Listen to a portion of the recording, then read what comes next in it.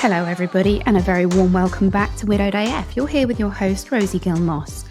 Now today I am joined by Anna Bignell. Anna is not only a member of this shitty club that we never asked to belong to, she's also in a particularly lonely section of this club because her husband took his own life. These interviews are very, very hard. They're hard to listen to. They're hard for me because I'm looking directly at you, but they are especially hard for the person who is telling me their story. So listen with care, listen with caution, but listen with respect because the sheer balls it takes to come and talk about this is unimaginable. So Anna, thank you for being brave enough to come on today. Thanks, Rosie.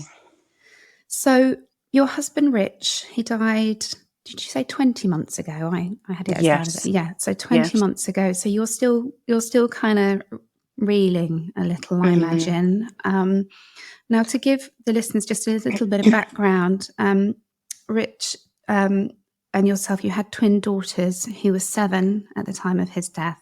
Yeah. So that is it's a tough age, 7. Monty was 7 when Ben died. And it is tough. But as I said to you before we came on mic, the child I have now is not the child I had when he was 7. He was very distressed for a very long time, understandably, but he is now a nearly 14-year-old, gorgeous human being who I'm proud of every day. So have hope. But anyway, that's enough about me. So I think to start with, I want to hear about you and Rich. I want to hear how you met and what life looked like for you guys. So just when you're ready, just tell me as much or as little as you want. Okay, so Rich and I met in our early 20s and we had a great life. We lived together in London for a number of years. He had a really brilliant job. He was really creative and he did lots of travel. And actually I was going back to uni at the time to study. So we supported each other a lot. We were quite different in some ways, but essentially our values were the same. Yeah, I find that. I think you get the kind of yin yang thing, but so long as those core values and beliefs are the same, it works. He was so funny, just really, really smart, and is just a brilliant dry sense of humour, which definitely came across in his memorial last year. I guess when I say we were different, I suppose looking back, and it's only with hindsight, hideous, raw hindsight, I think he was quite fragile, really. He was a fragile soul. And I didn't really realise until, latterly that it was anxiety. So he kind of worried about things a little bit more than I did. He just found some situations harder. But I didn't think of anything of it at the time. What I mean by that is he was a massive planner. So he liked to kind of have his life in order, if that makes sense. He liked to know, have control. And you could say a lot of us like to do that. But he worried if things didn't go to plan, I noticed more. And I guess I was always quite spontaneous and but we kind of we got a good measure of each other. And Do you think there's an element here because you're, the way you describe him as funny and smart and this lovely dry sense of humour, it's quite common, isn't it, with men particularly who are hiding an anxiety or a mental health concern or depression, because they tend to. I mean, Robin Williams is an example. Yes, Robin Williams is an example because. The smiling face can hide it's the clown, isn't it? It's the clown with the tears. It's yeah, absolutely. Lots of comedians do have depression. And I realised actually for a long period of time he did have bouts of depression throughout our relationship and then marriage. And I think I can't really pinpoint it exactly. I remember going on a holiday, family holiday, and he really struggled in terms of he was quite withdrawn. But actually, I always gave him time because I think he needed that. This was when the girls had come along, and actually having twin girls. You mentioned they were quite hard having two babies at the same time. I can't even imagine.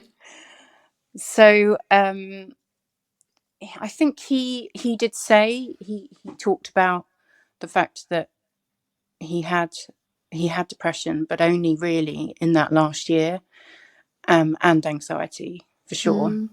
And the thing with depression is it comes and goes. So you might not necessarily think of yourself as a depressed person, but you might be prone to bouts of depression. And that's what's so confusing, because I can only speak from personal experience, but when I get low, I think to myself, what on earth is wrong with me? Like, I'm happy. I'm a really upbeat, enthusiastic, glass half full kind of person until I'm not. Yeah. And it must be very difficult to live with that, because you're never quite sure when it's going to land. I mean, I'm never sure, to be honest.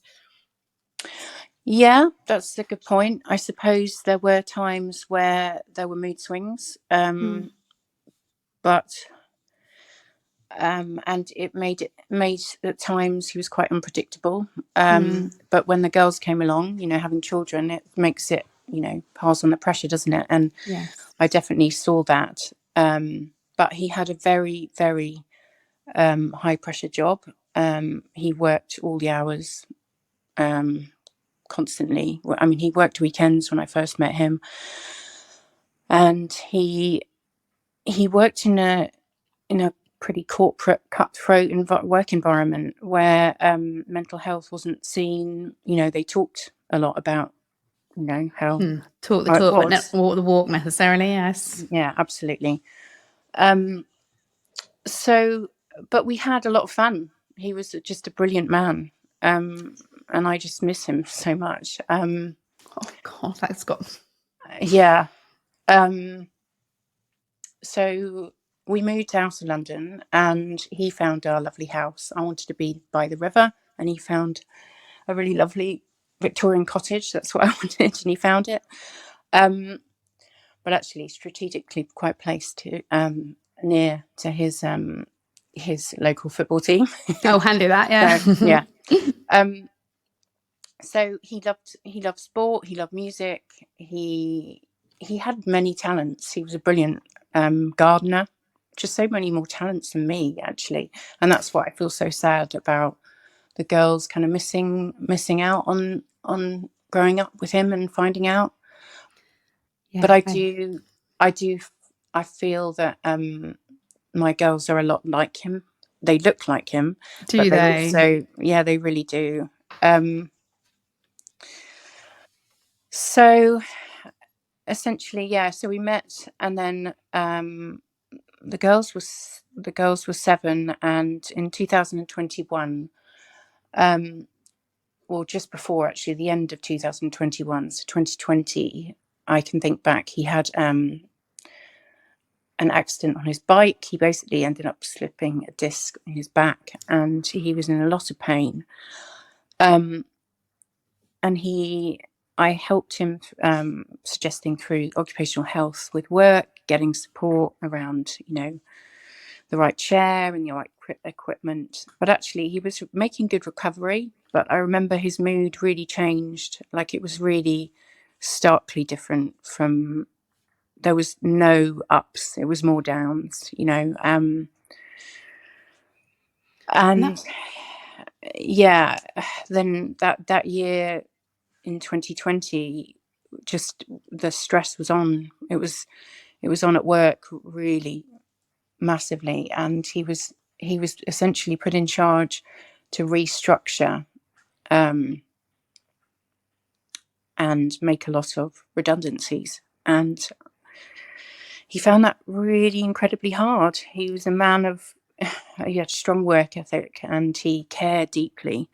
And I think he worked in a brutal world, really, that didn't align with his own values. And I think, as I said, he was fragile. He had essentially imposter syndrome, and he found that enormously hard. And one day, it was only 4 months before he died. He came back and he said he'd been made redundant. It culminated in his own redundancy. Oh and my gosh. yeah, So I've had he'd been to stick having to with make it. people redundant, which was breaking his heart, knowing the impact this was going to have on Yes, families who, I mean, you're talking into 2020, like the weirdest, most terrifying year yes, most of us have ever lived through. And so he's kind of feeling this enormous guilt about taking people's livelihoods away, essentially. absolutely. And And guilt then, was, I'm yeah, sorry, no, you sorry. continue. Guilt was absolutely, that's guilt. Was just a huge part of how he was feeling during that time. And I think for a lot of people, lockdown just had a massive, just What? a really ill effect on him. Well, and they say now, I don't know whether he had COVID himself, but there's a He never sort now did. that's, oh, he didn't. It's now been reclassed as a sort of neurological illness as well, I believe. So not only did we all have this kind of fear hanging over us, but those who did have COVID may be left with kind of low mood problems as a result. So, it was it was like living in a film, wasn't it? When nobody knew what on earth was going on. Yeah. Yeah. And then for him to then lose his job, which you describe him being very, very, very dedicated to his job and, working all hours. So it was obviously an enormous part of who he was and his identity. Yeah. So, You've hit it on the head, really. It was a massive part of his identity. It was how he saw himself, how he got his self-worth. And I think that was a huge part of who he was. And without it, he didn't know, actually. It was that massive loss of identity. Lockdown definitely, for sure, had a massive impact on him. I remember having to go to the shops, supermarkets. He was, I mean, he used really strong adjectives. I remember, like, he would say he was terrified of going out, and just the amount of words that would come out like that. I was kind of thinking, I was confused at the time, but obviously it's not like I was blasé and just walking around without a mask. But I think his just worry, led to a huge bit, anxiety level that I yeah. didn't really realise. So yeah, it was 21 September 21 when he got made redundant, and I remember he came through the door, and he dropped to the floor, and he was just beside himself. And I blindly had this stupid, naive optimism, like I always have done, and I just said it'll be okay. Everything will be okay. Yeah. And because, as I said, I knew he had so many talents, and I said, you can be a gardener, you can be Yeah. anything you want to be. I'll support you. And he was hugely worried about finances, but because of his depression as well as his anxiety, he was incredibly negative, and that's what I found really hard to be around, Yeah. because Yeah. he said things like, "We are going to lose the house," really over the top, Yeah. drastic things. "We're going to lose the house. You're not going to be able to see your brother and sister in Australia." So sort of And immediately going to, worst case catastrophe. scenario, Yeah, catastrophizing. absolutely. Yeah. He had catastrophic thinking, I realised, for some time. And that's what was really hard to live with, I think. I could, and I feel terrible now, because I remember saying to him, I can understand the sadness, but it's just the complete negativity and also the anger as well that he was showing. You know, it was real, just those extreme emotions, and it Yeah. was scary to be around, to be honest, Yeah. at times. I can imagine it You know, was. and my girls were hearing it and seeing it, and yeah, he then went into overdrive, and what I remember, and the girls seem to remember, is him sitting on the sofa scrolling endlessly. He was just searching and searching and searching for a new job. For But jobs. what I didn't realise is I should have been helping him with his mental health more. I mean, I was, but I was also sending him, you know, job, you know, advertisement, and I don't know, I was supporting him in the way that I only knew at the time was best. And I think he just, everything, there was a reason not to go for it. Or he would say he didn't have the skill set, or his job was very unique and he was unlikely ever to be able to get, you know, use his transferable skills, which to me just seemed absolutely crazy, because what I was seeing and hearing, and, you know, from many of his colleagues that I knew, they were saying how he would get a job easily because of how skilled he was. So, and I just feel I didn't know. Obviously, I didn't know what I now know about depression, how it makes you just so, it makes you inward looking, actually, and it, you know, And it can. burn the world down. You know, I sometimes have to have my phone taken away from me if I'm in a bad bout, because I will burn friendships, or, you know, refuse to engage with my psychiatrist because I don't like the PA. You know, it's my bouts are very Yeah. short and limited, but I really want to pull you up on something, and that is that you said you should have supported his mental health more. All I can hear is a woman who is supporting her husband, who has no clue that there's a possibility that, you know, ending his life might even be an issue. Of course you're No. frustrated. Ben had a job he hated for years, and he used to come in as a right miserable bastard. And I used to send him jobs and say, come on, you know, and in the end he set up his own business, and he was all right. But it is difficult to listen to somebody being really negative but refusing to take any action to improve. And I don't want you to feel guilt or shame or anything for that, because you obviously loved him and you obviously supported him in the best and only way you knew how. I did, Rosie. I really did. And, you know, that's why I veer from constantly feeling deep sadness, mostly every single day of my life. But then, you know, shock, disbelief still, and real anger, you know, anger Yeah, at of course. what he's left me with. Yeah. And ultimately, I want our girls to know that he did try and get better. I know with a lot of people with, you know, severe mental health, and potentially, I didn't realise at the time, but suicidal thinking, go towards risk-taking behaviours. But actually, he was in the opposite. So he found running and cycling during lockdown, and he actually never really done it. And he realised he was really good at it. And my friends would say, "Oh, I've, you know, seen Rich on Strava, and he's doing really well." I remember saying it to him, and he'd be like, "Oh no, I'm rubbish." Yeah, it was always met with a Always negative. negativity. Yeah, absolutely. And it probably wasn't always there. It was always done with a quip, because he was just so funny and wry. But actually, it was just constantly, you know, what he wasn't good at, and he was just. I liked the fact that he was always so humble.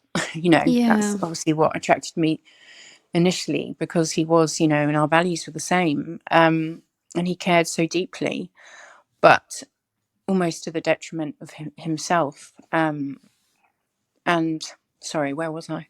It's okay. No, we were just talking about how basically I've written the words I've written down here are how humour masks so much. So he would sort Yeah. of respond with a quip about, "Oh no, I'm rubbish," Mm. and it reminds me again of that sort of the mask, the clown mask. You know, and Yeah. actually, you probably know yourself how much dark humour that widows use as a kind of deflection. You know, even the fact that I call my alive and dead husbands, my alive and dead husbands, is it's my way of kind of deflecting it and making it less heavy for other people, which is something that we do. And it sounds like he was an incredibly empathetic person. Like, he took on a lot of other people's feelings, and he cared very deeply about how other people felt, which is it's common with people who suffer with their mental health as well. So in that 4 months, you say that, so he was made redundant, and then you've got these kind of 4 months.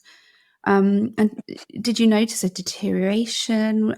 I mean, I suppose what I'm trying to ask is, it seems such a small period of time. It's sort of what happened in those 4 months. I know.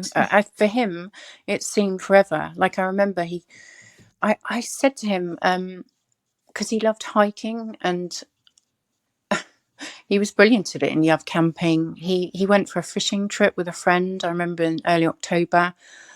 But he found also that his capacity to make decisions was really impaired, and as well as his memory. I mean, mine's shocking now, my memory, but widow brain, yeah. Another story. So he would text me saying, "Oh, but I should do this, or I shouldn't do that, or maybe I should come back." And I said, just stay, just do whatever you need to do. Like, go and have fun, like go and do Hadrian's Wall walk, because I know he always wanted to do that. But I remember his response was really over the top. It was like, "What, Anna? Why would I go and do that? I need to get a bloody job. I need to get a job. We need to make money." Should mantra. And it was absolutely just, and he would explode at me, and that's what I then really find hard. But I mean, people have told me I was, nothing but just trying to be kind and calm. And I said, we've got my income. At the time, I was working full time. I'm not now. I have gone back to work, but I don't think I can go back full time. You work with anytime soon. You work with you work with neurodivergent children, don't you, and their families? Yes, some adults. But I do, and I really love my job. But yes, but it's a lot to try and go back to work, isn't it? I remember that. So even though your income was coming in, I mean, and I knew. Sorry. No, that's okay. It's okay. You carry on. Thank you. He also had a settlement, so I knew we'd be okay. And we sat down and we looked at it together. And as I said, he was such a planner, but he was saying it wouldn't last for X amount of months. And I said, well, that's okay. And I think even, for him, 6 months or 8 months, he wanted to know that he would have more coming in. And to be honest, we were in a fortunate position that we had various family members that were offering, financial support. He had a huge amount of friends. I mean, huge. I can't tell you how many friends he had. And people said to me, I didn't realise Rich, had that group of friends and that group, Some of them overlapped over the years, but some of them didn't. And but even then, some of them had offered their support. So for me, I wasn't sitting back just totally relaxed, but I wasn't worried. And I just knew that I blindly, naively thought that he'd get a job eventually and everything would be okay. And well, you can't fathom an alternative, can you? Until it happens.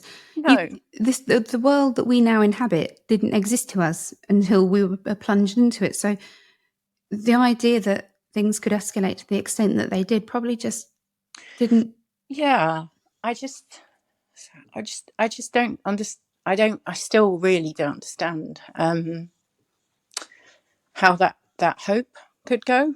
And that's it. It's a loss of hope, isn't it? The loss of the thinking ahead for the future.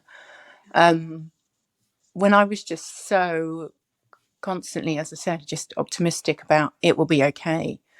So yeah, as I said, he had that trip with his friend, fishing trip, and then he He went to see lots and lots of friends. I mean, he had so many. I mean, so much so, I don't know whether this was a sign, Rosie. He actually sent me a spreadsheet of all the contacts he had, like with work and outside of work. I can't tell you how big it is. I mean, it's absolutely enormous. I don't know whether he sent it to me like 2 days before he died. So that you could let people know, do you think? I don't know. I'm not sure. I mean, there was an incredible work friend who did a Just Giving when he died and raised a hell of a lot of money, and I'm forever grateful. And actually, I want to say thank you to everyone on here, whoever does listen to this, who knew Rich and may or may not known me and the girls, because I never got to say a thank you to them. That's very magnanimous of you, because my brother set up one for a Nintendo Switch for my kids, which was very sweet. I'm sorry to just interject a little bit, but this thing about him having so many friends. So this is something that I myself am formally guilty of. I'm a people pleaser. I like people. I love to almost collect friends. I love having people in my life. And before I got on the kind of getting sober and fixing my head and all that sort of business, my mum used to just say, how do you keep up? Like, you know everybody. And I now believe that so much of that was validation, that if enough other people liked me, I must be okay. I must be likable. And it's a process that I'm working on now, but it comes back to that, the vivacious, life of the party. And you're almost hiding behind this veneer of, well, all these people like me and want to hang out with me, so I must be all right. I must be a decent human being. But it's a good point, because I do think that Rich was a people pleaser in terms of, wanting to be liked, and comparison is joy's greatest thief, right? And that is something he was massively guilty of. He just always compared himself to other people all the time. And I should say that, despite him, when he got made redundant, there was this lots of, I should have done this, so and so would have done that better than me. So, but actually, he was in such a challenging position, and he was getting absolutely no support from above. He had a narcissist of a boss, and he, for that, and that's potentially another story, but there's a claim going on with work as well. right. And is that because they were, and I know that you spoke at the beginning of this that we weren't going to talk about where he worked, so we won't give too much information away, but he was, it's from the sounds of it, bullied at work. Absolutely. And it wasn't just him. It was so many more people that have come to light, have contacted me and said the same about this particular individual. But essentially it was the cutthroat corporate environment that they worked in that had they were out for themselves, and ultimately there was no understanding of mental health. And actually, if you showed any sign of, as he said, weakness, you were out the door. And when I actually basically made him go to the doctors finally just a month before. He had 1 month off sick leave, so this was the August of 21. But he spent the whole month just in absolute fear. And I say fear because he used those words: genuine fear, being petrified. He wasn't able to relax. That's what he was supposed to do. But actually, he was still working for half of it, filling in, what the next person who was going to step in to do. So 2 weeks he was doing that. And he was off. He was he was off on sick leave. He said he got the doctor to change the sick note to say heart palpitations rather than stress. He was so anxious about that word appearing on there. It says a lot. It really does. It really does. I mean, it's huge. And that was his fear, that they would find out that he was struggling with mental health problems, or was it the fear of going back, having had time off? I think a massive mixture. I think he felt that he wasn't doing his job to the best of his ability. Loads of shame. I can So just much feel shame. I can't shame tell on you. him. Shame, guilt. It was just enormous, and it was just eating him up, and it was just horrendous to see. Horrendous. And I know lots of people felt the same, but ultimately, because he was so senior, the buck stopped with him, and everybody piled their shit on top of him. They really did. They just went to him. And I remember him saying, but I've got this to do, I've got that to do. And why are people asking me this when I've got all this to do? And ultimately, there wasn't great HR process in place. And he was just given, people management, where actually that wasn't his. I know he'd been promoted into management, but he'd been given no support or tools to deal with that. And as I said, his manager was just a horrific human being. And it was just horrendous to see. Yeah, to watch somebody in any of those states, shame, guilt, or fear, is distressing. And to see that your strong husband who's got this important job, and to see him kind of almost like shrink, I suppose, before your eyes. And I'm prophesying or guessing, because I've not seen it myself, but this is what I'm picturing happening, is that this man is sort of almost shrinking before your eyes. He physically did, Rosie. He actually did. Yeah. And there's because it's in the paper, like there's news articles about how that, people saw him just months before, or in fact shortly after, when he was made to come back into work to finish things. I mean, how hideous is that? He was already feeling so shit about himself, and he had to go in and finish things. So actually, he got made redundant in the early September, but he still essentially was working for another month, and people noted how much weight he'd lost. But in those last 3 months, he did something, I don't know, it was this absolute bid to try and get healthy in his mind, because he stopped drinking. And he always liked to drink. He was, as I said, he was life and soul. A lot of his work revolved around, a deadline to get in, and then there was a massive kind of celebration, and he loved to drink, and he loved being around people. He was fun, he was funny, he was smart, he was just brilliant entertainment. And he would, he really got into cocktail making in our lockdown. Lockdown, yes. Yeah.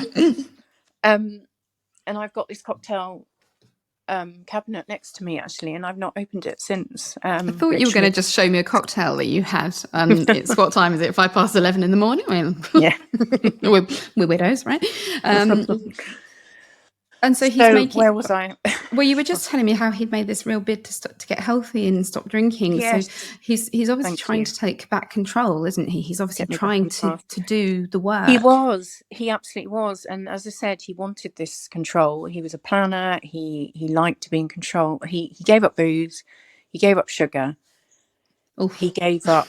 He actually gave up carbs. He gave up caffeine. I mean, he did everything, but because so that's everything to excess, isn't it? It's instead of just because I gave up, booze, and I have my giant pack of M&Ms next to me, because I didn't used to eat much sugar, because I was on a diet, but then that had sugar. But if you cut everything out at once, that's really harsh. It's really hard. And I don't think I realised at the time that he'd done it all at the same time. I was forcing him, but then I was kind of thinking, okay, because he was, despite me, him showing bouts of real, frustration and anger and just kind of irrational thought. He'd say things that were really impulsive, and, I realised just weren't rational, quite frankly.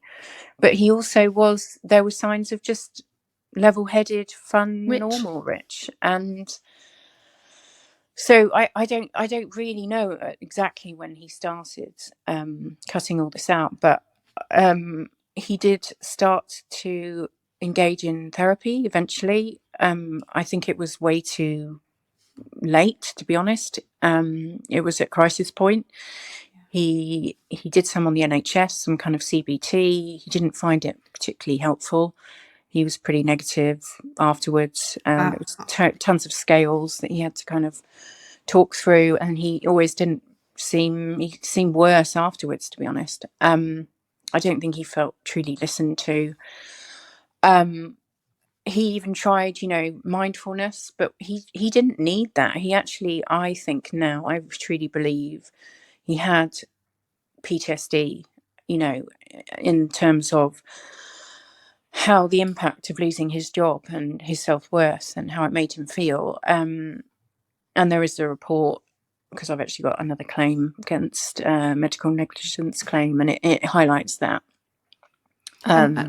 Exactly that.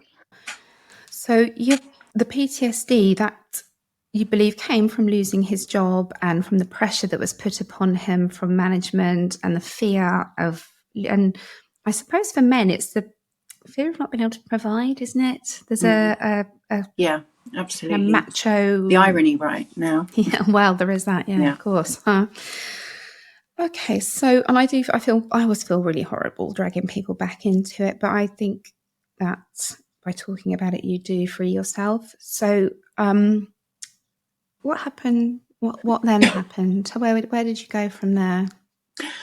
I literally haven't shared this with. I've only shared it with one person, one good friend, because the circumstances were that a lot of my good friends knew what happened, so I've not actually had to relay this. So forgive me if I'm. Well, firstly, thank you. I feel very honoured. And secondly, if you want to stop at any time, you must. Okay. So we shared a lot, but we also were pretty independent. So we shared friends, but we had our own friends. He would go out with, his friends. I'd go out with mine. So this wasn't any different, really, I suppose. But then obviously now I reflect and think, well, I knew he was really depressed, so why did I leave him? But anyway, I did. It was shortly after the Christmas in early January of last year.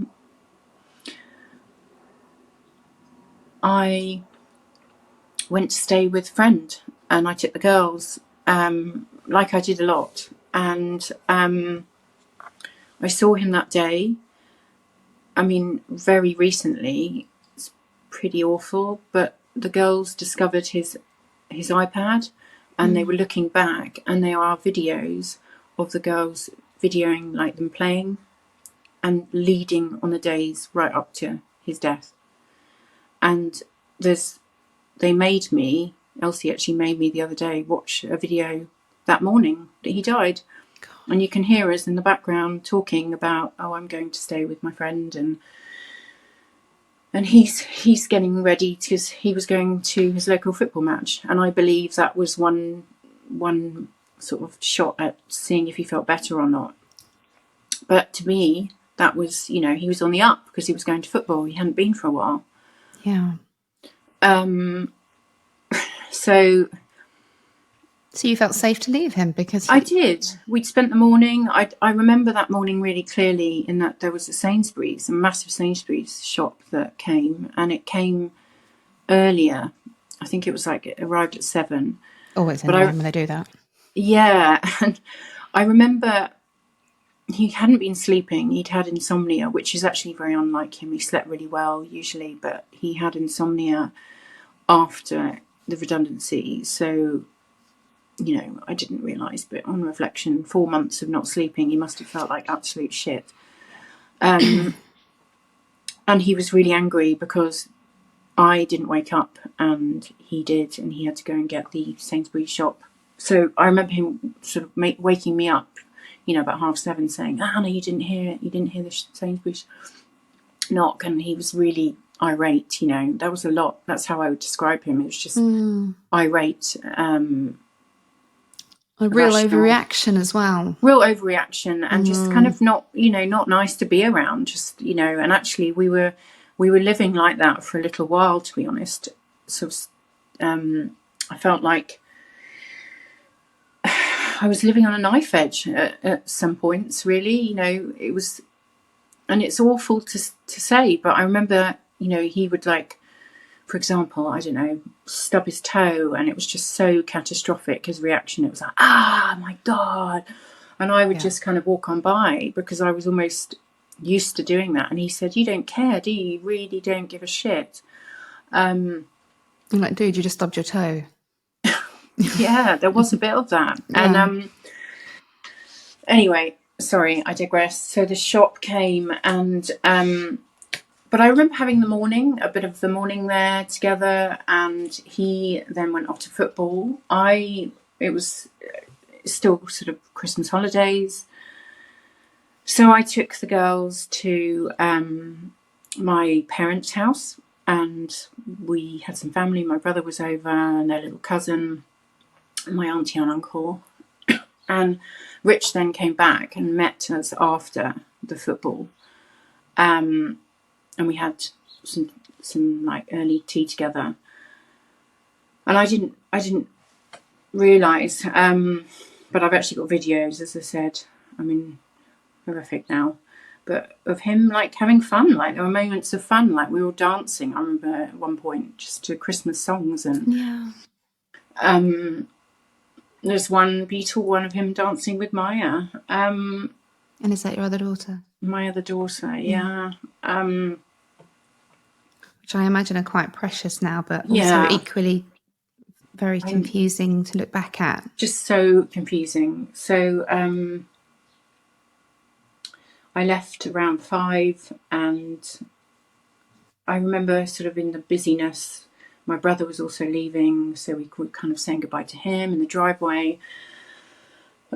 And I remember thinking, but I don't think I said it. I said, why don't you stay? Just stay. Just have the evening with my parents. And I checked. I said, checked in on him, and I said, you know, is it all right? I'm going. I remember this was a friend that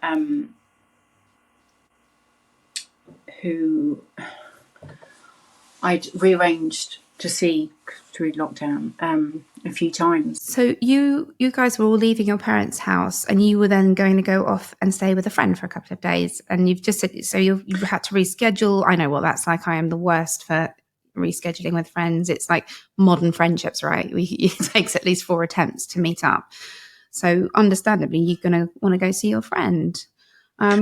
Yeah, and she had a daughter similar age to my girls, and we were going off. But I do remember reversing back into the drive, and then we kind of had a goodbye. That was the last time I saw him. Oh, Anna, I'm so sorry. And he looked really, really, really, really sad. And I just said, are you okay? And obviously I should have been asking, are you suicidal? But I didn't know at the time. That's what I'd say. Are you okay? Are you all right? And he just nodded. Had a quick goodbye with the girls. I was rushing off, and it was all really quite quick, which I feel sad about now. And he then drove home. And he got on really well with my parents. He had a great relationship with them, as well as my auntie and uncle. And he drove home on his own. And for that, I feel so sad, because I knew how sad he was, and I left him. And I think that was the only overnight one I had left him for, since he'd been made redundant. As I said, it had been the norm for him for me to go and stay with friends. So yeah, but not really when he was that poorly. I know, but you were allowed to have your own time, and he had actively told you that he would be okay.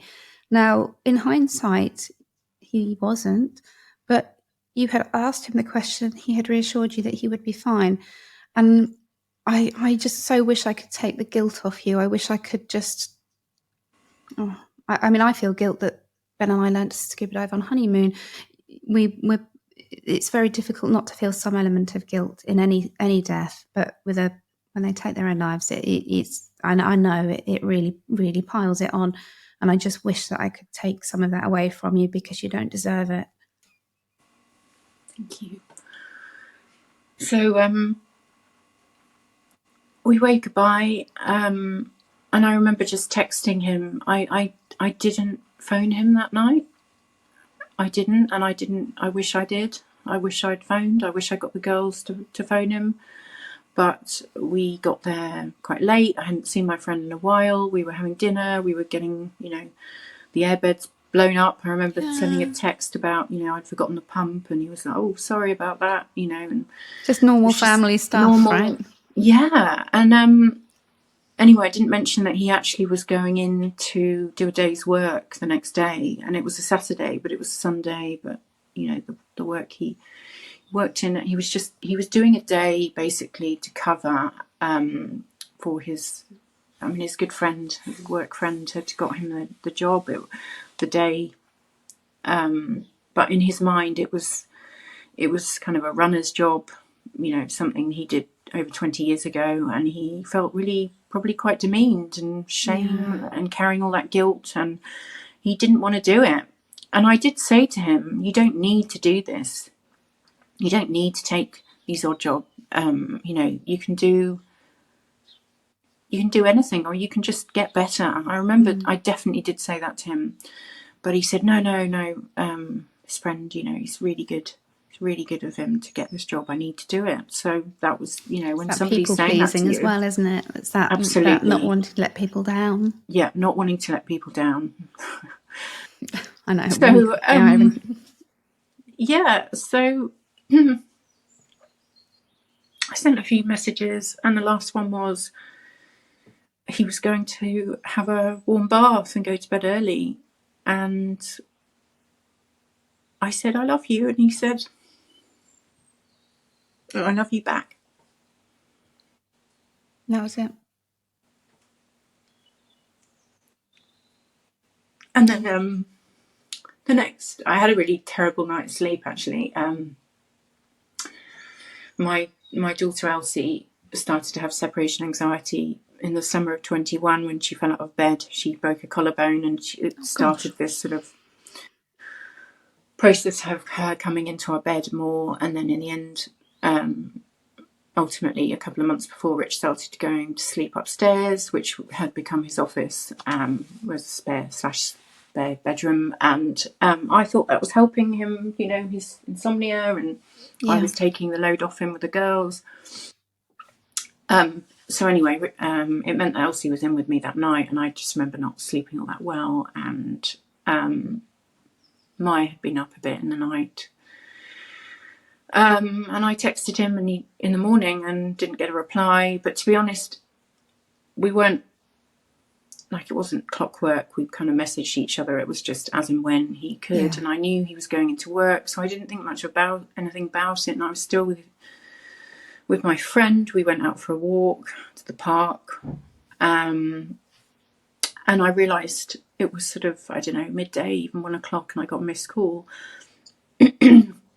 from his work colleague, and that never happens. I don't why would they ring you, right?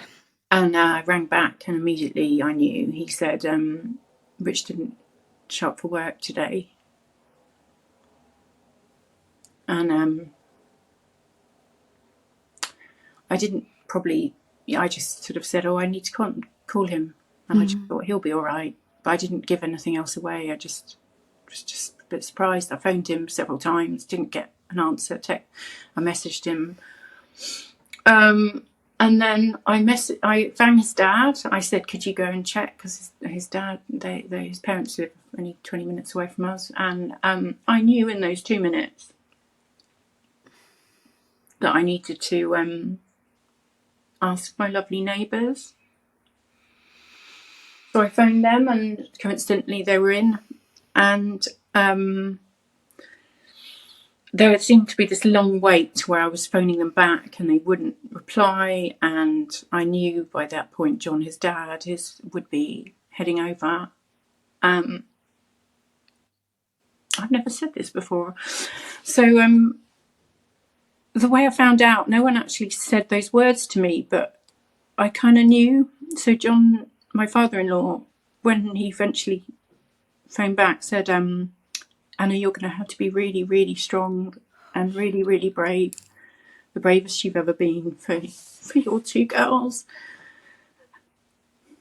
And I just said yes. And I knew. He didn't even have to say anything. I knew. And I feel so sad. I'm so sorry.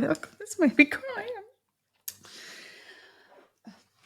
And I remember just being outside in the January weather and my friend saying, put some shoes on, and me saying, piss off. Just, I don't know, just look after my girls. I didn't tell her. And then I can't even remember, I think I handed the phone from my father-in-law to her, and then she just sort of let this strange sound out. And I remember curling up into a ball, actually. I don't remember shouting or screaming. I remember just curling up, going into absolute withdrawal. And I was texting a friend at the time, my really amazing friend, and Lorien. Thank you, Lorien. And she said she'd come over and get me.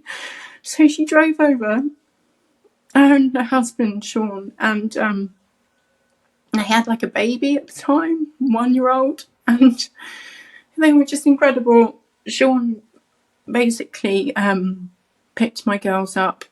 They had another daughter the same age, and Sean drove my car back to their house. And I think by that time it was late and dark, and subsequently without the lights on. I mean, he must have just been in absolute shock. And anyway, my friend Lorien took me to my parents, but there was this long period of time and we were just kind of waiting at my friend Joe's house. And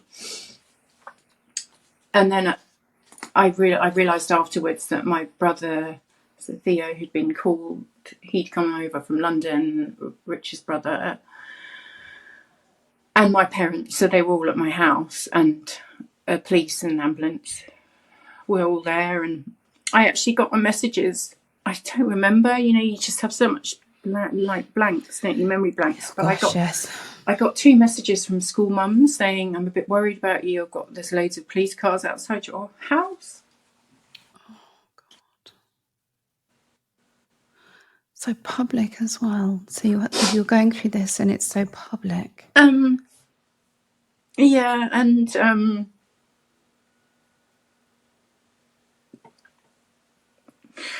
your time.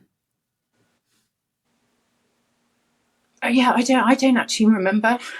I don't remember. I remember going to my parents' house, and then I remember basically moving in with them for 3 months. I didn't go back home for 3 months. Entirely understand that. And my brother and my sister flew over virtually within 24 hours from Australia. Oh. I know. And my brother stayed for 2 weeks, and my sister stayed for 6 weeks. And they both left their own families, their own, young children. And I'm so forever grateful to them. And on behalf of the widowed community, so am I. Because when you haven't got support, it's the loneliest place to be. And my family are incredible. My parents, as it happened, were in Cuba and flew back. And without them, I don't know how I would have made it. Because Ben didn't die in our house, I was able to stay in my house. But my parents moved in with me for 3 months, and they helped me get the kids to school and all that, the normal stuff that you have to do.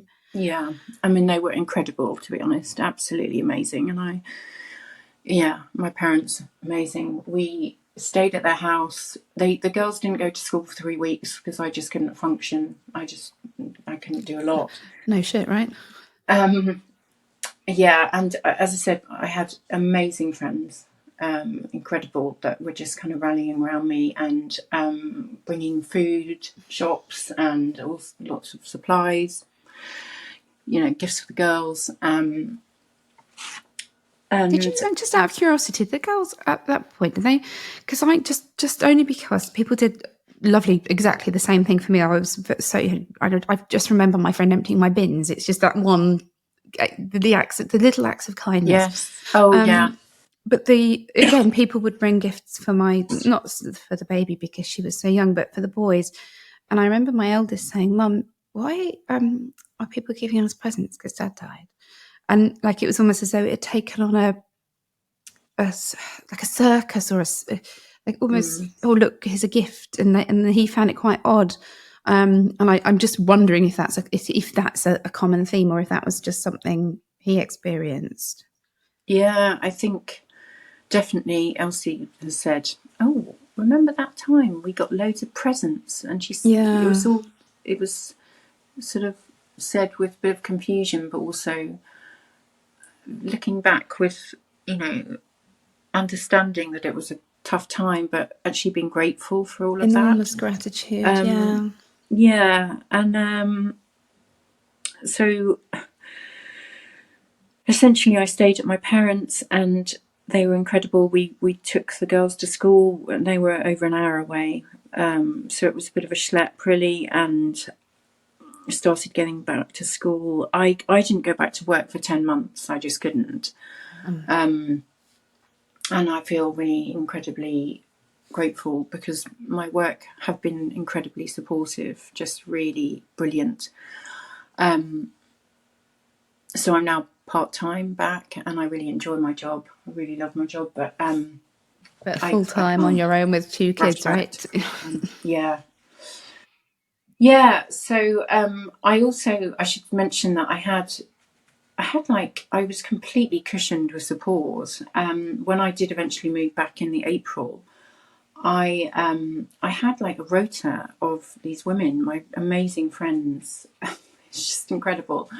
Rachel, Laurie and Jo, another Jo, and my friend and neighbour Lorna, and they all stayed with me. Rachel was there in the day.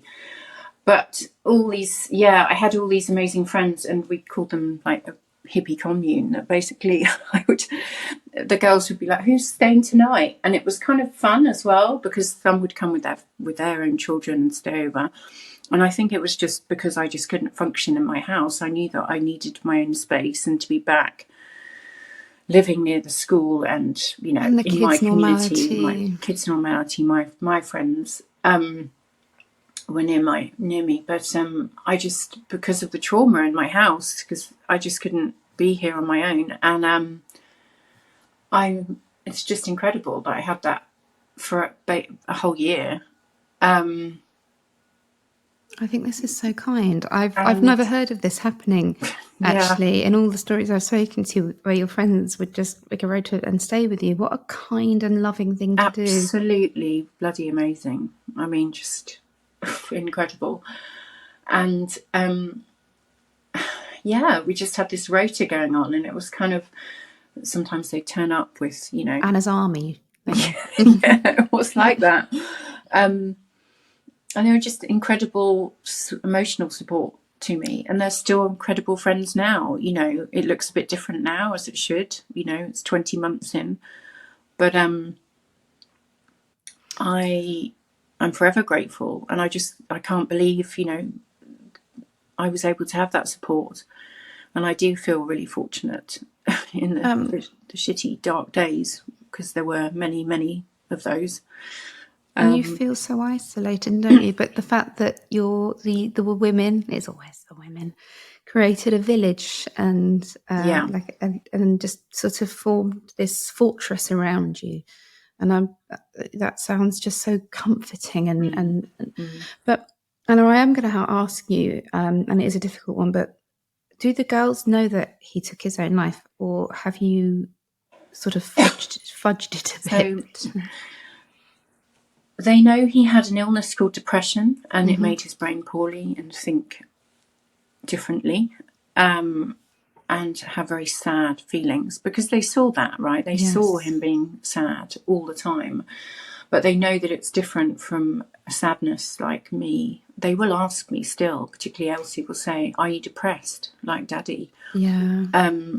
But they know I keep saying it was an intense sadness, different to a sadness that I just have to a now feeling that of Daddy's gone. sadness. Yes. Yeah, and we've spoken a lot about different emotions, and they're pretty good at expressing their emotions now. And we've had incredible support from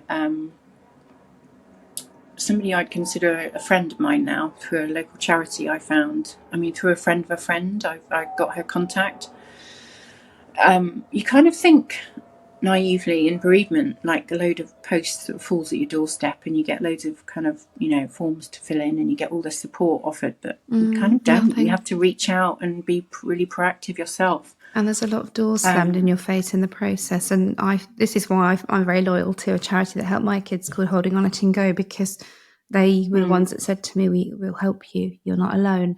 And because I rang, my son was having what sounded to me like suicidal ideation because he wanted to be with his dad. And now I don't believe now, looking back, it was, but in that time of terror, obviously I took him to the GP, what can I do? And they sort of, he's in until he turns 17, not very much. And you feel so utterly, utterly helpless. Nothing. CAMs don't get involved really at all. No. So. And so I had a friend around who you probably will have heard her episode, Liz Towner. And because she lives quite close to me, and her husband took his life. And I actually asked her, just as, over coffee, as widows do, we have these, we don't really talk about the weather, do we? And I said to her, the comfort I've been able to offer my children is that their dad didn't choose, that lots of dads choose to live away from their children even, and that he wouldn't have left them. And she said she kind of flipped it around, and I really liked the way she phrased it. And I don't know whether you've thought of this or if I'm teaching you to psychiatrist, but and she said, what I told them is that he fought with his mind for 10 years because he didn't want to leave them. And I thought, okay, yeah, that really changes it, that they fight, and he had obviously been fighting for longer than 4 months. This has been in him his entire life. And that dark creature that lives in most of us to some extent, but in others it takes over. But I thought that was a really kind of beautiful way of describing it. It's really lovely, actually. Yeah. I mean, I do definitely believe Rich was fighting. Absolutely. He didn't want to leave. He didn't. He just, he loved us. He loved the girls more than anything. He was a brilliant, brilliant dad. I can't tell you. He was very much present. He wasn't a part-time dad. He wasn't a shit dad. He was a... It feels so unfathomable that he would, because he must have felt that you were better off without him. And I know he said those things. He would say things like, I know I'm a burden to you, and it's only with hindsight I look back and think, oh, I can join the dots now. There were so many dots to join. Hindsight's very clever, hey? He would say, who you deserve better. He would say that to me, and I would look at him just confused, thinking, what are you talking about? Like, that's just really strange. Like, we're married, I'm supporting you, I'm here for you. So the words, I'm a burden, you deserve better, these, in hindsight, of course, are signs that somebody is struggling and feels like the world genuinely would be better without them, which, from the man that you've described to me, the world absolutely is not better without him. Did he leave you a note? So when he started therapy, he was encouraged to write a mood diary. So he did, and he wrote a diary, handwritten one, and that transferred onto his phone. And actually, I think he started just writing on the phone for the last 2 weeks of his life. And I know that he wrote 2 entries the day he died because my sister read it. I asked her to, and she told me not to read it at the moment, and I've chosen not to read it. I just can't go there at the moment. I don't want to read about how sad he felt and how desperate he felt and how, I can't. That would be too painful for me. Yeah. Maybe one day I will think differently, but right now, Yeah, my sister was quite shaken up because, as I said, she literally read it 2 days before she went back to Australia in, early February of last year. And I went to Australia at Christmas to see her and my brother for a number of weeks, and she did tell me a little bit more about what he said, and I know a little bit more. It's just so hideously sad. I can't share it. It's out loud. It's just, he just felt all those feelings had just mounted up, and he just felt completely empty. Like you said, he wasn't worth being here anymore. And it's when the hope's gone, isn't it? This feeling of hope. We all need it. We thrive on it. It's the only way we get through. When you and I we're going through these enormous traumas, is the hope that it will get better. Which is kind of what we're doing here. Is trying to show that life will get better for you. But of course, you're still relatively fresh, for want of a better word. And I can kind of relate. I mean, it's different, but I still haven't watched videos of Ben because I don't want to see him alive like that. I think it'll be too painful. But my sons are asking to, so I think I got to put my big girl pants on and do it with them. The girls, actually, my girls really want to see videos of their dad. Yeah. Unfortunately, I didn't realise it was going to be the video that I saw was on the day he died, because they came up to me and like, "Mummy, look at this." And I just, it was so painful hearing his voice. Like, I've seen photos. I'm okay with certain photos, but hearing his voice is just on another level of pain. Yeah. So I can't do that. And there was some beautiful things given to me, like a group of friends did this beautiful photo album, and I haven't been able to open it and look at it. But it will be so valuable for the girls. There. Everything is saved for me. Yeah, I've got this memory tree, all these notes, people at the memorial. That's all there for the future. I forgot my jar and paper for that. I still kick myself for it. But the boys each have just a really old-fashioned, the old-fashioned slide-in photo albums with pictures of their dad. Yeah. And Tabby, my youngest, has asked for one. So, but the thing I find really, really difficult is I probably have about 5 photos of her with her dad, whereas the boys have so many more because third baby, right? Third baby. Yeah. And how? I mean, I know this is an awful question, and I know the answer, but how did you tell them, and how did they react? Did they do the sort of typical reaction of the initial grief and then kind of behaving almost spookily normally? Absolutely. I just remember it was the worst conversation, like everyone, all of us have to, have. I decided, both sets of grandparents were around. They said, "Do you want us to be there?" I chose to just tell them by myself. I thought I just couldn't predict what might be said, and I wanted to kind of have a little bit of control in the moment. But I kind of rehearsed it. I've even got the note on my phone. I haven't looked at it again, but I told them basically straight away that he had an illness called depression, but we didn't know how ill he was, and it made his brain not want to be here anymore. But they don't know any more than that. I mean, I can say the word suicide out loud. For many, many months I couldn't. I used to use the word took his life for a long time. And it's died by suicide, not committed. Yes, yes. I'm always very careful with that one. Absolutely.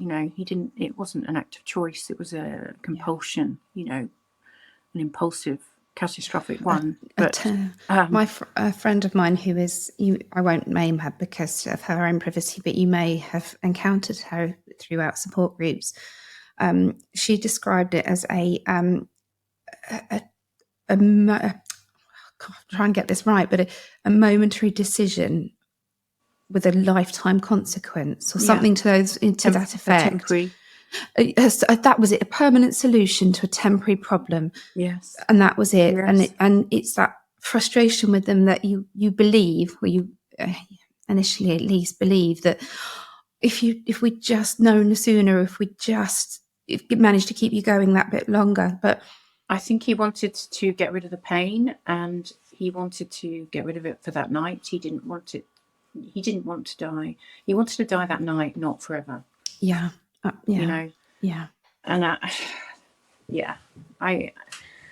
so that's coming my way, all the discussion with the girls at some point. But I've got really good support from a charity, Neuroharmony, and Gemma, who supports the girls, is just amazing.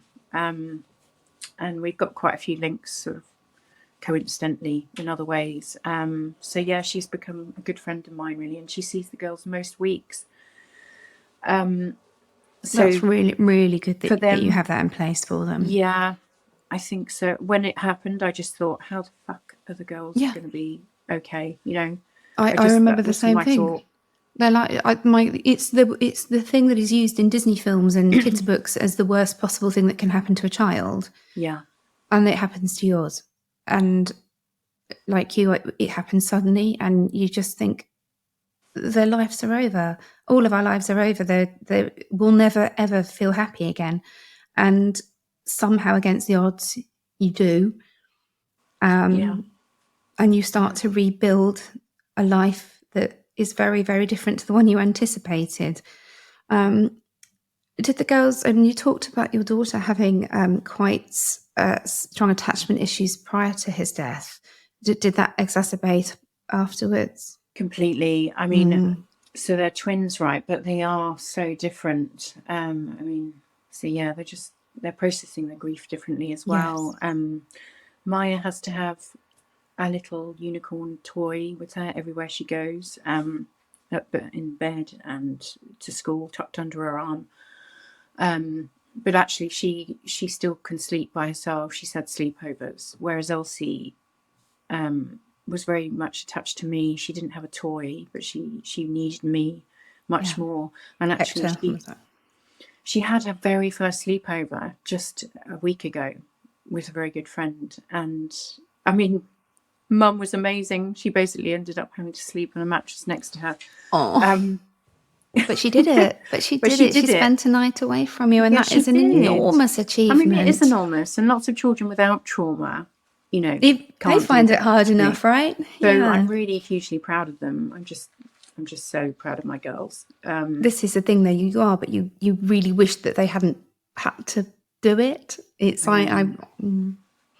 you watch your kids walk through hellfire and come out the other side, and you know that they are going to be incredibly empathetic and kind and wonderful human beings, but they are made to grow up too fast, aren't they? It's their innocence is stripped away, and they worry overly about us, don't they? Now? Yes. Yesterday on the way to school, Mum, he was saying to me, and now Hector's autistic, and so he likes facts, and he likes to know what's happening. So, Mum, realistically, you could live for another 50 years. Well, yeah, hopefully. And he was, and I'm sort of having to say to him, I can't promise you, darling. I do everything that I can to stay healthy and well, but I cannot promise you when I'm going to die, or how long I'm going to live. And he obsessed about it initially, and it's the first time he's mentioned it for a while, but I couldn't leave them, particularly Hector, at all. It was, and I feel guilty saying it, but you feel almost then trapped because you can't go anywhere, and you do need your own space sometimes to grieve, but you're having to be this constant, strong presence for a little person or little people that need you. And it's hard to find the space to do your own grieving. Yeah. I mean, I've hopefully I've got the balance right in that, there were times they didn't want to do certain after school clubs, but I kind of made the call because everything stopped, right? Yeah, it does, doesn't it? When everything, your life just grinds to a halt. And they didn't do anything for a while after school. But then I started, getting them back into after school clubs, gymnastics and brownies and swimming and stuff. But and I'm really proud that they are doing. Elsie's doing Stagecoach, and it's great for her ability to express herself. And I'm just trying to create normality, but their lives won't ever be normal, will they? They won't, and it's so shit. It's just so unbelievably shit. There's an expression we use quite a lot, and I think Laurie and I talked about it in the episode we did together, and it's about this idea that your children, you don't want them to go through life being the kid that's dad died or mum died, but you also kind of want people to know so that they can grant them the empathy and the kindness, because like my eldest is at secondary school now, and I don't know whether he discusses it with his friends. I've told the school, so they're aware. But when they're little, you sort of have a bit more control over who. It's like you want people to be aware of it. You don't want it to be the defining thing about them. You want it's something that has happened to all of us. It's something that has made our lives shatter, but we're still here, aren't we? Right? And I think what you did by bringing back in the normality in the clubs and astonishingly a sleepover, well bloody done. You are giving them this idea that life, it does go on, and it is still a beautiful life if you can find it. Absolutely. I say to them a lot, when they see me, because I have, everyone has shitty days as widows, but I have really good days too. But when I have down days, and I say, we can be sad, but I don't want to stay in the sadness. We've got a good life to live, and I want to. And I also am very mindful of modelling that for my girls. So I talk a lot of, even if I don't feel it, I've talked positively about myself as well, about my strengths, what I'm doing. That's interesting. And actually, I think that's hugely important in terms of, because I know that they are susceptible to being, having this anxiety now for life, and also just looking upon themselves with a critical eye. They're very, particularly Maya, she's very critical of herself, just in general, even about the way she looks. I know it's the age potentially, but I'm very conscious of saying, let's talk about, not blindly, let's talk about gratitude, as in, gosh, when this most monumentally horrific thing has happened to us all, but also just to find the joy in life, because there is joy. And my counsellor always says, I know you're not depressed, Anna, because you always say something, on the whole, not always, but that you do find joy in life, and there are so many wonderful things ahead of us, and I want that for my girls, and I want that for all of us. It's made me go goosebump, because it's something that I wrote in my speech at Ben's memorial, and I can't quote it verbatim. I did learn it verbatim, but and it was, I promised to show the children that there is still a wonderful world out there, and it's something that I do try to do. And actually, David Kelly said it was the idea of modelling good grief. So I show them. I used to hide the real agony from them, because I felt that was too much. But I show them that I cry. We talk about Ben a lot. We talk about Sarah a lot. Ben, just called the wrong husband the wrong name. John's wife, Sarah, a lot. And we try and keep them very much part of our world, as it were. But I guess with having lost somebody in such a awful way, you must then have a fear that there's a hereditary predisposition and things, and that must concern you. And hopefully I haven't just put that idea in your head. No, not at all. I mean, I'm just, all the stats are there. They're as clear as day. There's an increased likelihood of self-harm or risk-taking behaviours, potential mental health, poor mental health, particularly girls' eating disorders. So all of those sort of, I just was seeing all that, the stats when I was Googling about, when and you can just see it playing out in your head, can't you? This you almost end up catastrophizing their lives for them. I know. It's crazy. I don't want it to break them. It could, and I want it to. I don't want it to define them. You know, the twins that this happened to. You know, the dad. Yeah. And I want them to grow up with resilience, because essentially it's not as clear as black and white to say Rich had no resilience, but he certainly was a fragile soul. And I want everything more than anything that the girls to be okay. And I know it's important from all my reading and, you know, talking to other widows that I know, you know, we need to be okay. So Yeah. I'm doing lots of things for us. You know, I just went on a weekend widows retreat where I did some yoga, and they got to do some cool adventure sports with other children who lost That their sounds parents. awesome. Was that through Way? It was originally through Way, but then it was subsequently another widow. But it's not actually aligned to Way. I'll send you the details. Yeah, she's brilliant, Orla Blackburn. But you find strength and community, yeah, don't you, I by being absolutely with do. people? I just, every opportunity out there I take. So I've been on lots of bereavement support groups, less with Way, but I'd like to. I think this hasn't been that many local to me, but You've got to find your tribe in Way. yeah. I found the major group was too much, and then ended up in some quite dark humoured offshoots, which are out there. Yes, they are. But yeah, taking every opportunity is really positive. To hear you say that is a really good positive message, because you are modelling good grief. You are taking opportunities, and I think because of the awareness that you will have about mental health, you will be on kind of high alert. Shortly after I got back from Australia, I'd reached out earlier last year to something called the Museum of Happiness, and I spoke to the facilitator there, and they were offering basically courses about how to be happy, the science of happiness. Okay. And I got talking to the facilitator, and she gifted a free course to me, which was amazing, incredible. I went in January for 2 days. I do really wholeheartedly recommend it. And it talked about the science of happiness, the science of gratitude, the science of mindfulness, the science of acting, accepting and letting go.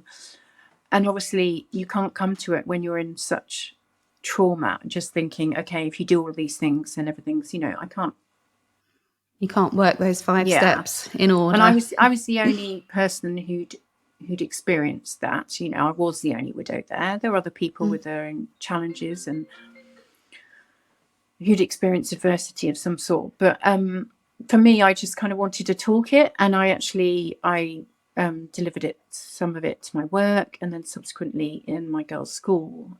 So I'm kind of, I don't know, maybe that's a platform that I want to, you know, do more of.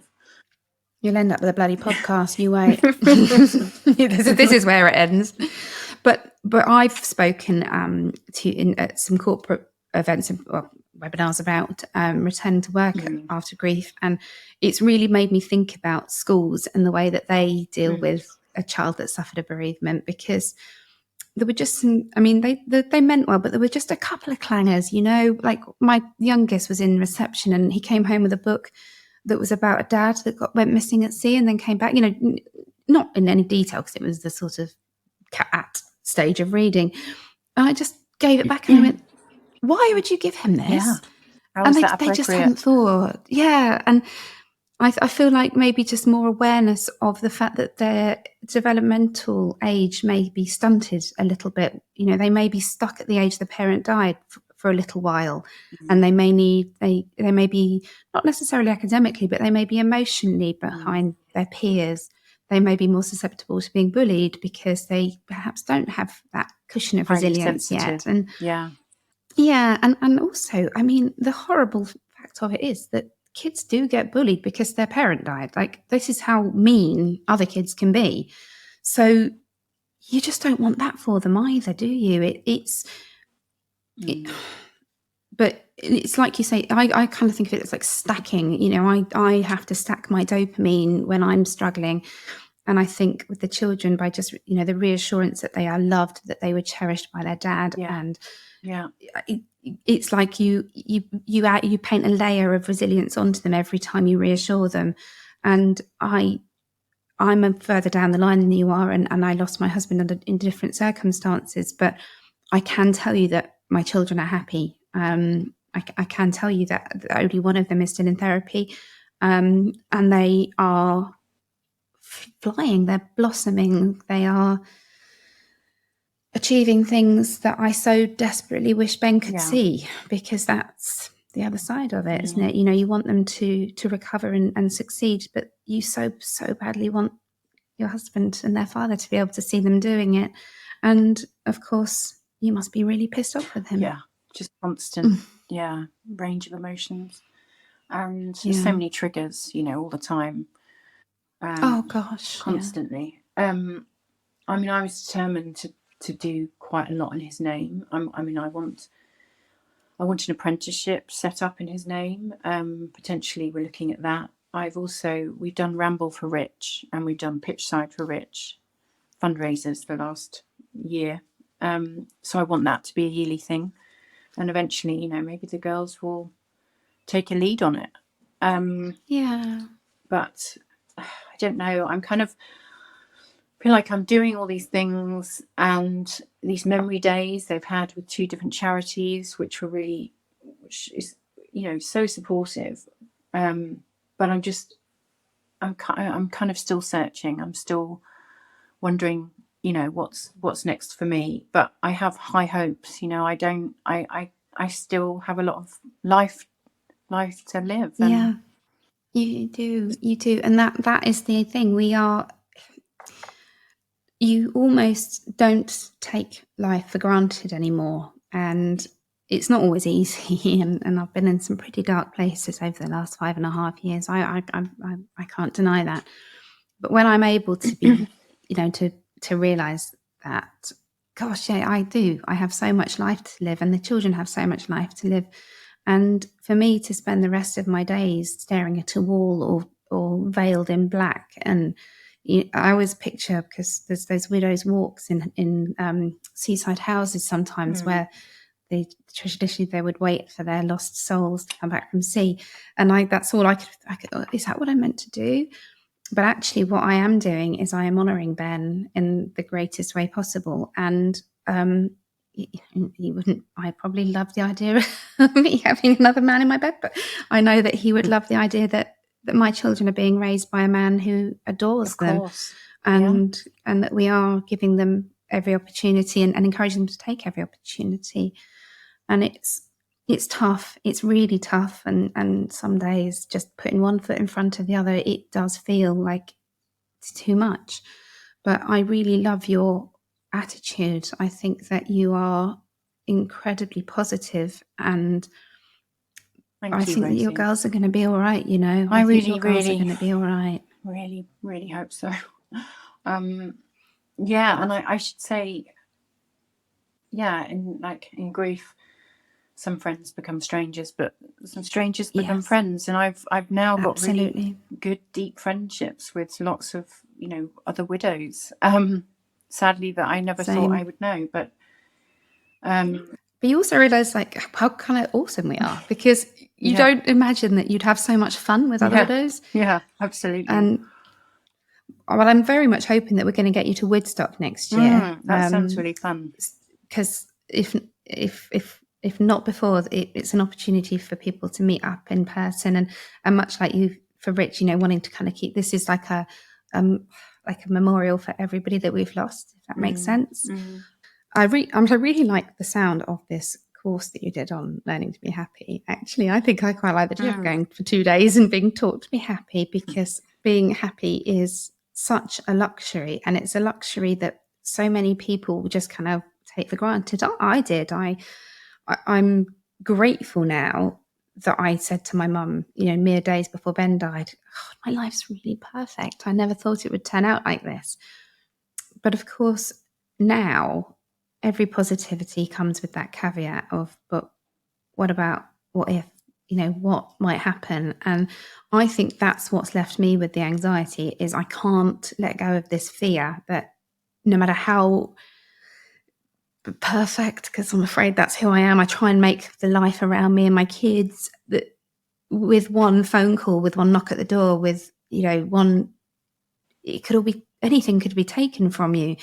And I think until that happens to you, you just have no idea. I miss the innocence. Yeah, absolutely. It's definitely the before and after. Yeah. And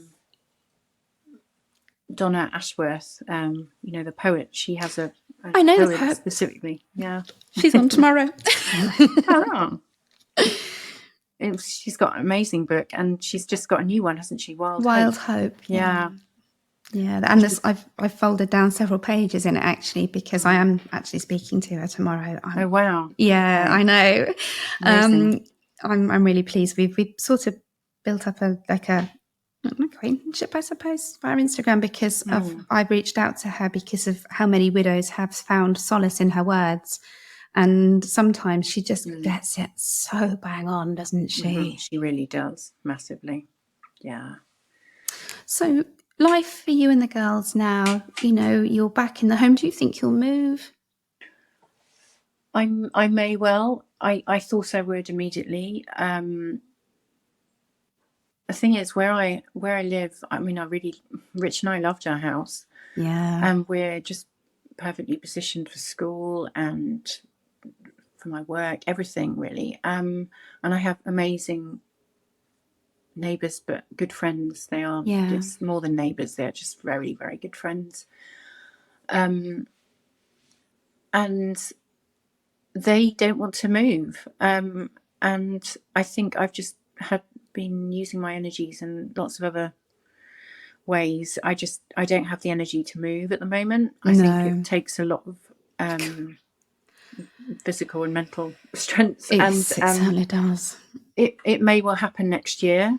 I've got I've been looking. I haven't found any particularly that I really, I've got to sell them a dream and get them really excited. The girls excited about it. And at the moment, I don't know where that Australia sounds quite enticing, to be honest. Yeah. Yes, my sister does want me to come in. I bet she does. I bet she does. I bet she just wants you close. Yes, I was the same. I immediately wanted to move out of the house, and just because it was the house that the knock came at, I replaced the front door initially, and then gradually I worked out the finances, and with stamp duty and everything, I would actually have to move into a smaller house. And I thought, this is silly.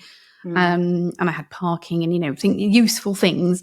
But it wasn't my forever home. It was the house that we were doing up to sell to be able to afford our forever home. Right. And so I didn't feel the same emotional attachment to it. The house I live in now is my forever home. It is my heart and soul is that we bought an old house, an old house, and renovated it. And I couldn't move. I wouldn't want to move out of this house. Oh God, no, I'm predicting John. No, let's not go there.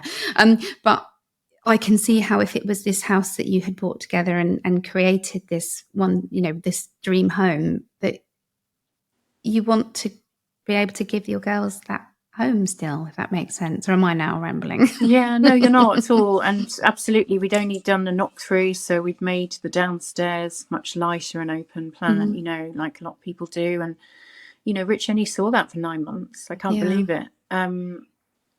I wish Ben had seen what I did with the kitchen. My kitchen. We'd had this conversation because we were planning to move to Dorset, actually. And I said, oh, well, if we don't move, what we'll do is we'll knock through here. We'll put some big bifolds on it. And so as I was doing it, not literally, I didn't lift a paintbrush, but as the builders were doing it, I was thinking, well, in some way I'm realising his dream here. And although I don't live in that house anymore, the memories I have of it are full of love now and happiness, because we were so happy. It's the home that our youngest daughter was brought home to. We laughed, we loved, we lived a happy life in that house. But I am rebuilding a house in a new, with a new marriage, and we wanted a fresh start anyway. We wanted to both move into a fresh house together, and it's worked for us.